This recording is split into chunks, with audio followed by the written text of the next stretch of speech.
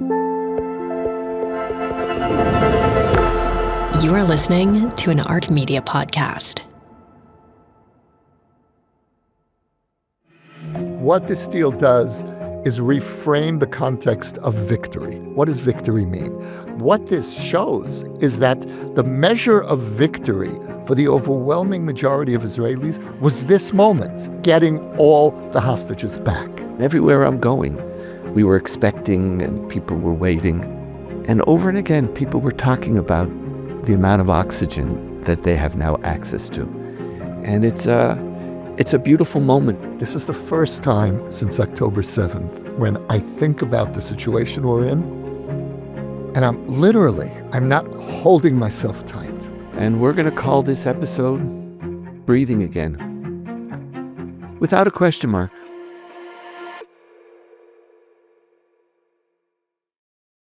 Hi friends, this is Donniel, Hartman, and Yossi, Klein, Halevi from the Shalom Hartman Institute. And this is our podcast, For Heaven's Sake, in cooperation with ARC Media.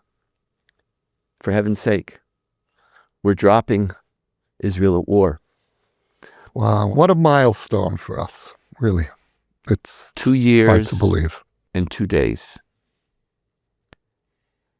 And we're going to call this episode Breathing Again, without a question mark.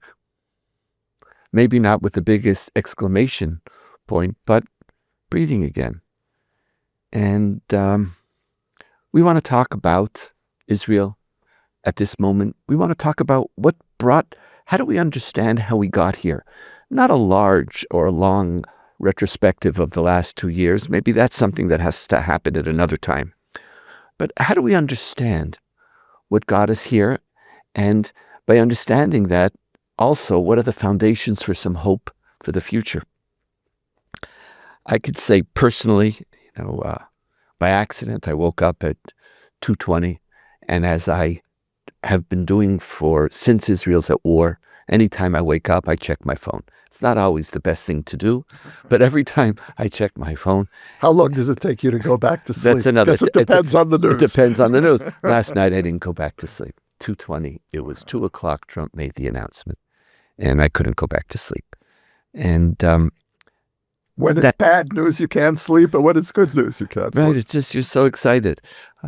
And that evening, we're in the middle of the holiday of Sukkot, and Jerusalem, in prior years before the war, shut down Beit Lechem Street, which is a street in the Baka neighborhood, about 500 meters of street, and has a street festival filled with musicians and stores and food and magicians and clowns. And we were walking. I was walking with my wife Adina and my daughter and son-in-law and my grandchildren. And it was just joyful, even before the news. Was it shut down last year? Yes. And if it wasn't, no one has been celebrating for 2 years. Right. We might have gone through some of the motions. So you were walking, it felt as Israel was normal. We were waiting even beforehand. One of the things that I remember about Israel, which always amazed me, upset me and amazed me, because it's unnatural how quickly during the second Intifada, when there was a major terrorist attack and a bombing, how quickly, or the first Intifada, how the storefronts were swept clean, the glass put back, and within 2 hours or so, the roads open. You'd never know there was a terror When there's attack. a car accident, the road is closed for a couple of hours. Yeah. Here, we bounce back.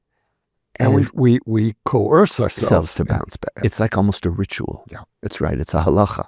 It's like this is what we do. And last night I felt it was normal again. Yeah. And it was beautiful. And everywhere I'm going, we were expecting and people were waiting. And over and again, people were talking about the amount of oxygen that they have now access to. And it's a beautiful moment. It's a beautiful moment for what it is. It's a beautiful moment for what will hopefully happen soon. And it's a beautiful hope moment for what it might usher in the future. Before we get into our analysis, how are you, Yossi? Every word you've just said. How are you feeling? It's exactly it, Donniel.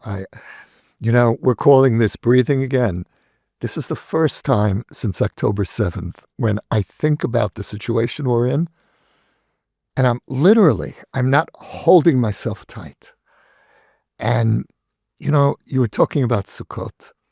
Sukkot was my favorite holiday. I think it was yours too. It is. I remember us talking about this in the past.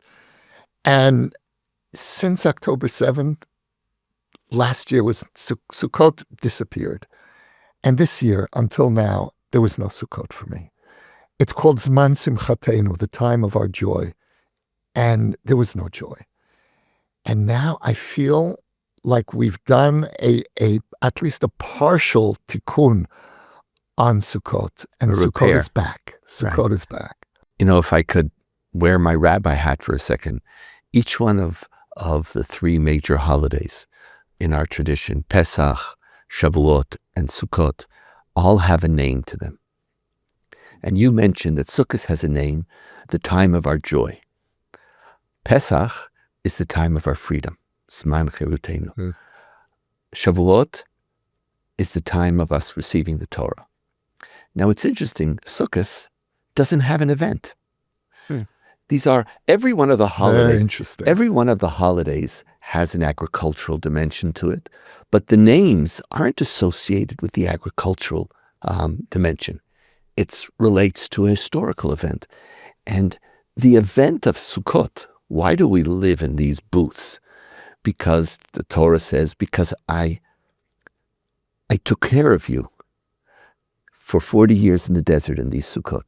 So Sukkot is a holiday of joy, not because of some momentous moment, but because it celebrates our relationship, an ongoing, sustained, living relationship of care and concern that God has and that God exhibited to us during the 40 years. And it says something about our day of freedom, a one single event, that's beautiful. That's not a day of happiness. Yeah, it's when you're there day in and day out. And if anything signifies this moment, it's 2 years of the people of Israel and much of the Jewish world just being there for each other. And we're just there. Beautiful. That's what counts, by the way. Like it's, like the whole notion of parenthood. There's the quality time is quantity time. There's no such thing. It's quality. And Sukkot is the celebration of our quality time. And 2 years has been miserable, but we've also been there for each other. And it's time to get back the time of our joy. And how amazing was it that the announcement coincided almost to the day of October 7th? It's coming full circle. And I mean, of course, there's so much that's been broken that can't be fixed. But one of the things I was thinking about, the strangeness of Sukkot and the anomaly of Sukkot that you pointed out. There's another anomaly, which is we're commanded to be joyful. Right? It's really v'samachta b'chagecha v'ayita ach sameach. You must be only happy. And I never quite understood that until the last 2 years. And the last 2 years, even when we're going through this, you have to at least go through the motions. And now I understand why. Because one of these days, one of these years, Sukkot will be restored to you. Okay. And you can't forget at least the motions so of that joy. You could reactivate it. Exactly. So how did we get here, Yossi? Here it is. We're breathing again. We're hopeful. Israelis are dancing in the streets. There was this bizarre scene on the news last night, in the middle of the night, when the military, a general who was every night doing a detailed analysis, at just one moment, he just hugged the female anchor. Like it was like that. And then everybody said, "What's going on here?" Like we couldn't. Right. It's just right. We're breathing, we're smiling, we're hopeful. Yeah. So this is, this wasn't a miracle. Or maybe it was. I don't know. My theology doesn't have miracles. But there were real things that enabled this. Let's look at what they are so that we could understand them and understand what we can count on and what we can't. What's important for us today and in the future. So what brought us here, Yossi? So for me, the miracle, and I do see an element of the miraculous here, is that the different, the disparate, the opposing parts of the people of Israel all had a role to play in bringing us here. And for the last 2 years, each camp was negating the other. You're impeding the release of the hostages. You're sabotaging. And let's look for a moment at the components. First of all, obviously, the credit, the overwhelming credit goes to Trump. But let's look at how that played out.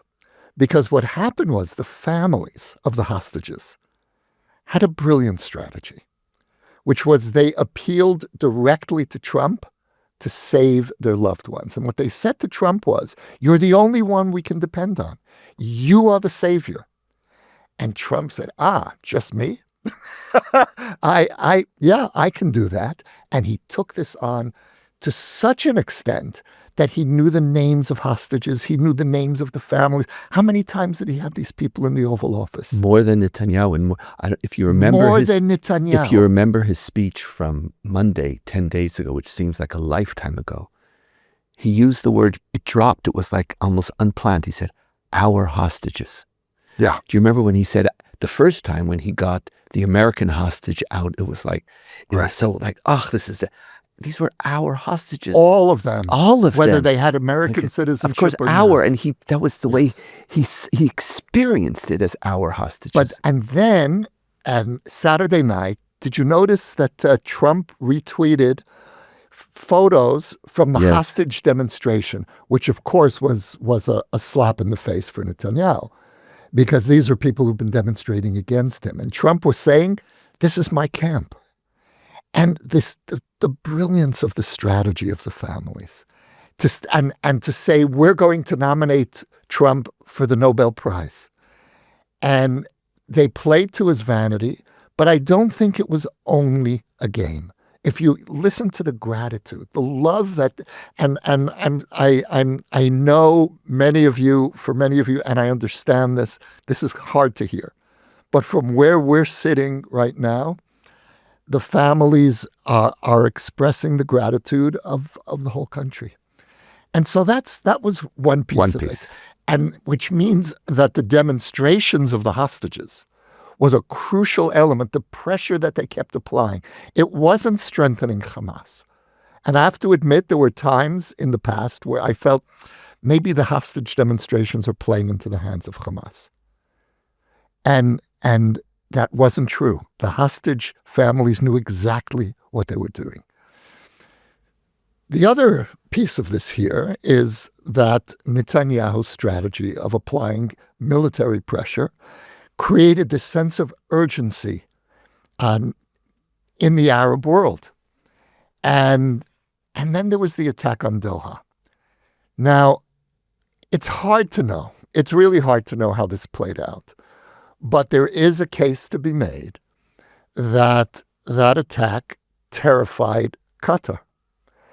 And Qatar sought protection from Trump, which Trump then extended in an unprecedented move. He declared that he's going to protect Qatar from any further attacks, meaning he's going to protect Qatar from Israel. But in exchange for that, Trump demanded concessions.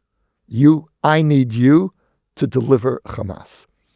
And so Qatar and Turkey both delivered Hamas because of Trump's pressure. But in the background here, and again, these are such amorphous elements. It's impossible to know what impact it had. But if you look at the whole package, the demonstrations, the military pressure, Trump's negotiations with his Arab and Muslim partners, there's the sense that I have that everyone had a role to play here. And that's, for me, that's the miracle here, is that all the pieces fell into place. For me, I have also a package similar to yours with some nuances that I think might point to some possibilities in the future. The first, I also want to start with Trump. And, any time, we in Israel have never been comfortable with the flattening of Trump's personality. We've always experienced other things, and I appreciate that our North American or American audience feels differently, but we're talking as Israelis today. Throughout this process, I believe that one of the things that moved us forward is not Trump's vanity. It's not just, I want to win a Nobel Prize. I think that's part of it. But when you listen to him consistently about Gaza, he speaks about the killing has to stop. Killing has to stop. When he spoke on Monday night, he gave a vision of a new Middle East. He spoke bigger. It was half the time he spoke about himself, about I'm the most wonderful, and that's true, and that's part of the story. But there was another side. There's a humanity, and there was a passion to bring this war to an end. And even when he spoke today, we have in the newspapers, when he spoke to Netanyahu in his recent conversation, he tweeted it. Trump tweets the conversation. And Netanyahu says, they love me again. What you would have thought is for Trump to say, it's not just, they don't just love you, they also love me, and they love me more. That's not what Trump said. Trump said, they love Israel again. Yeah. He said, you can't fight the world. What a statement that was. For him. What a statement. You can't fight the world. There was a dimension. What it says about Netanyahu and what it says about Trump. There is that dimension, and I want to put it on the table. No. I don't care if, I don't run for election. I don't care which, our audience, we're going to get hate mail. I don't care. There was part of what's at the table here. There was a greatness of spirit, which we saw, and I believe that only that dimension of spirit could have pushed this through. But it wasn't just spirit alone. It was also a spirit together with a very, very sophisticated use of interests and power. And whether it was the bombing in Iran, whether it's the Sunni coalition, 11 Arab countries, Qatar, Turkey, Egypt, Saudi Arabia, nobody has ever been able to bring them to the table. Together with Israel. Yeah. At this moment, and you have to realize Turkey broke off relations. We can't trade with Turkey. We can't. Erdogan said what we're doing in Gaza is far worse than what Hitler did. So these are our people. It used to be worse. Now it's far worse. It's far worse. So we've gotten to far worse. So Trump put together a coalition. And that coalition also requires a narrative. And part of that story, and we see it in the 20th clause of the Trump peace plan, about how America is going to bring Israel and the Palestinians together to negotiate and to talk about a future. It's a very, very amorphic language. We don't know where it's going to go. But when Turkey tells Hamas, you better sign this deal, because this is in the best interest of the Palestinian people and Palestinian long-term interests. He was speaking in a language that Trump was speaking, because everybody was saying from the beginning, why should Hamas give up all the hostages? What's in it for them? How many times did we hear people say they're never going to give up all the hostages? That's right. They're never going to give them up. Yeah. But the only way that would have been possible is if they were given, and this is the second stage, if they were given a very significant guarantee that the hostages aren't their bargaining chip. They have a better bargaining chip. And that bargaining chip is some future in the Middle East. And Trump communicated that future. You're talking about the Muslim countries. About the Muslim not Hamas. Not Hamas. About the Muslim countries. So the first is this story. It's not just the Nobel Prize, and it's not Qatar. There's this at this moment, the President of the United States put together a vision, put together self-interest and the interest of the region, packaged it with power and force, and changed possibly our region forever. That's one story. What you're doing, Donniel, and I so much appreciate it, is putting the value of gratitude out there. And hakarat hatov, gratitude. And I'd like to add one more name, and that's Jared Kushner. Because so much of this is his invisible fingerprints. And we owe Kushner and Witkoff, by the way. Yeah. But we owe we owe Kushner the Abraham Accords, which and are really the foundation for the next stage. That's that you're the vision. Talking about. That's the vision. Yes. That the big picture Yeah. that Trump was communicating wasn't just a big picture of himself. It was a big picture which could bring a coalition together that we've never seen before. That was one part. The second part, I believe, that brought us to this point, and it's to Netanyahu's credit, but it's also to Trump's credit in understanding that Netanyahu needed this.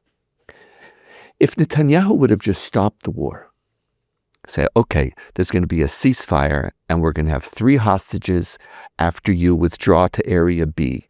And then there'll be another 6 hostages from Area C. He couldn't have sold it to Israeli society, which even though we wanted the hostages back, it would have felt like 2 years or a narrative. It would have been a narrative that warrior nation could not assimilate. The idea that you're getting all the hostages back immediately.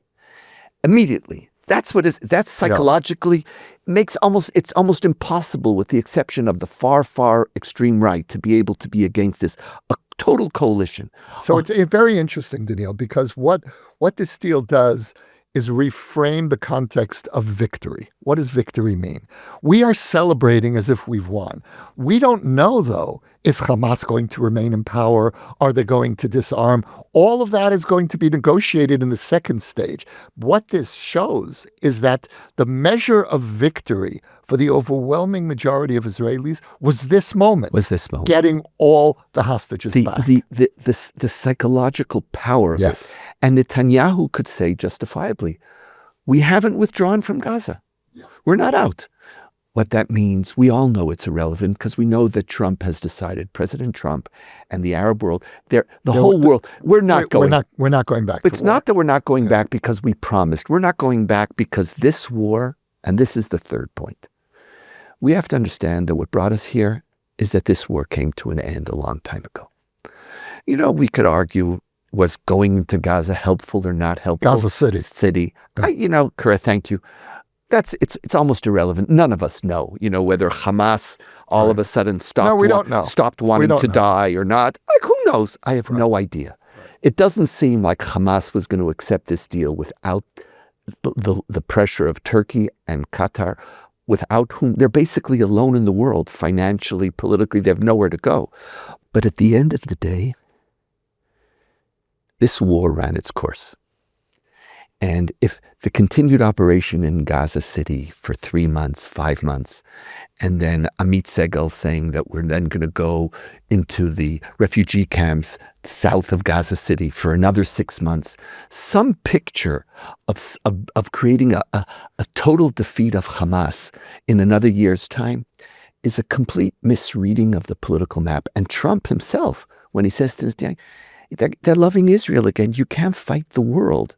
We are fighting the world. So the third thing, the first is I would say the power and spirit of what Trump put on the table. The second was the particular nature of the deal that was put on the table, which enabled Israel to move in. And the third is that this war, it's time for us to understand, it ran its course. They weren't going to let us continue to fight. And all of those together brought us to a moment where Prime Minister Netanyahu could recognize and accept the third point. He couldn't, it was so powerful, you can't just speak to your internal base anymore. There's a reality out there, Trump, all of those together and more. So what I hear from Netanyahu supporters, and this narrative worries me because it's so simplistic and it plays electorally, obviously, into Netanyahu's hands, is that all the credit belongs to Netanyahu for keeping the military pressure on. So that's one extreme of reading the consequences of the Gaza City move. The other side of it is what you're saying, which I also don't accept, which is that it was irrelevant, that it had... I don't know. Right. I'm not saying it's relevant. But it was negligible. There were more important factors. I don't think that was the critical factor. Right. Maybe it was. So no, I'm not saying that it was the critical factor. But again, as part of the mix, when you look at the whole picture, you see a convergence of pressures. And here I think that Netanyahu, in retrospect, was justified to push ahead. Now you and I spoke about this just last week and many times in the past, that the problem with the Gaza City move was that there didn't seem to be a political endgame. But as soon as Trump put the deal on the table and the far right's goals were removed, then, at least for me, Gaza City made sense. But just one other point about the far right. And this is something that really needs to be emphasized. They are the big losers here. They really thought just a few weeks ago, they thought we're going to be emptying Gaza out. They're all going to be expelled. Trump, they wanted the Trump deal, the original real estate deal, which Trump, he puts it out, then he forgets it. And what's so amazing about this deal is he didn't forget. He stuck with it. No, and he was explicit, absolutely. Yeah. Do you know what they're calling this? The far right on social media? Oslo 2. Yes, I saw that. They're calling it Oslo 2. Yeah. And I think... You want to unpack that? Yes, that Oslo, which was the great capitulation and destruction of where Israel agreed to withdraw from territories and to create a Palestinian state, or at least move in that direction, was the beginning of the end of the greater Israel vision, which ultimately led to the Second Intifada, which ultimately led to the disengagement from Gaza. Seeing this as Oslo 2 is seeing Israel moving away from warrior messianic nation. The comparison they're making with Oslo 2, I just saw this on social media today, is that Rabin entrusted the security of Israel, to which he didn't, but that's their reading to the Palestinian Authority, and that we are now entrusting our security to others. Now, we're not entrusting our security, certainly not to Hamas, and we don't know what's going to play out on the ground. So there's a certain amount of hysteria here, but I think that what it's really concealing, or what it's really expressing, is this profound sense of betrayal that they feel toward Netanyahu. Absolutely. We were supposed to be rebuilding the settlements and expelling the Palestinians. And rebuilding the temple. Like, what are we going on? Talk about long-term plans, right? But I do think that part of, as we look to the future, there is no doubt, and Trump said this himself again today, this is not about Gaza. This is a larger move. And Israel is being positioned, forced, whether it's against its will, whether it's in its interest. With Netanyahu, you never know, because Netanyahu is not such an ideologue, and he prefers to go to a certain place, but never to say that this is where I ideologically want to be. This is where I'm forced to be. Mm-hmm. So he is moving Israel with this to a certain place in which there is a political horizon, at least on the table. And if the United States, together with 11 Sunni countries, all don't just sign a theoretical statement about if Israel withdraws, there'll be we'll recognize Israel. But if serious plans are put forth plans which speak about changing the Palestinian Authority, ideas of allowing other forces to ensure security. The whole changing the education system. The whole big package. Yeah. That package is a package when they look at it. Right. It is in Oslo. We're whether we're being hugged to death, because Trump knows how to push us but hug us at the same time, and that's his brilliance. But Netanyahu is moving. Now, could another prime minister have been coerced by Trump to the same degree? It's possible that everybody, just like Qatar and Turkey were coerced, that a Bennett would be coerced. But the difference would be that if Bennett would try to do this move, Netanyahu would be in the opposition, screaming and bringing 1 million people out, betrayal, betrayal. You've betrayed the fallen soldiers. The whole story, right. How dare you ever. That's right. Him doing it, Bennett, everybody else is lining up and supporting. That's right. So it could very well be that Netanyahu also gets a lot of credit here, because for his lack of ideology or accepting and reading the international map right now and realizing that this is the way to go. And so for that, he too gets credit, and his right-wing supporters, the right-wing wing of the Likud, and those from the Smotrich Ben-Gvir camp, that group of people, that let's call them 20% or so of Israeli society, are rightful to say, is this Oslo too? What's going to come? Is this the pattern? But if we look at this model, it gives us also great hope. A moment for last thoughts for today. We'll know much more in the days to come. I think the challenge in moving us from this point to beginning a long-term vision for the Middle East is shifting the dynamic away from Qatar and Turkey toward the Gulf states and the Saudis. And this I think is something that we need to watch.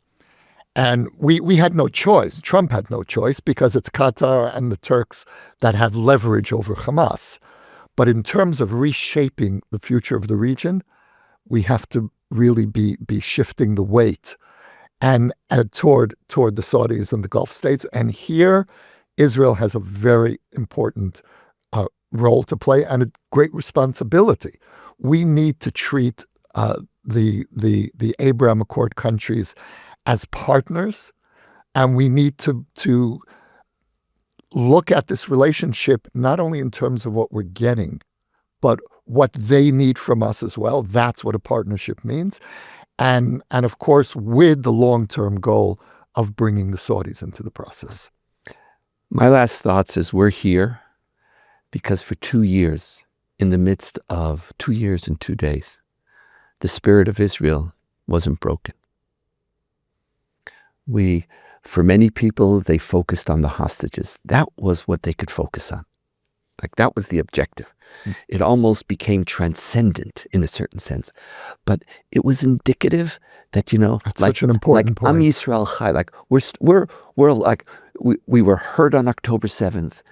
Our families, we died. We sacrificed. We paid prices. Our families have been broken up. The amount of challenges in marriages and PTSs and wounded, it's just huge. But at the end of the day, the spirit didn't break. And it's beautiful. We're going to rebuild those. We're going to rebuild those storefronts, and we're going to rebuild our lives. And when we rebuild, that's the way you get out of the pessimism and the determinism of warrior nation. And Yossi, it doesn't take a lot for me to be optimistic, but I see not just, and this is enough, this is a dayenu, hopefully Sunday, no one knows the exact day, all our hostages who are alive coming back. What a moment that's going to be. It's going to take a couple of weeks, but I'm hoping that almost all, if not all, of our dead hostages will also come back to be buried in Israel. And then slowly but surely, with all of its uncertainty, we're going to be in building mode, talking mode, hopeful mode. So beautiful. Thanks, Donniel. Let's hope. Yeah. And wish each other a happy Sukkot, and to wish all of our audience breathe again. better days are coming. Thank you, Yossi. Thank you.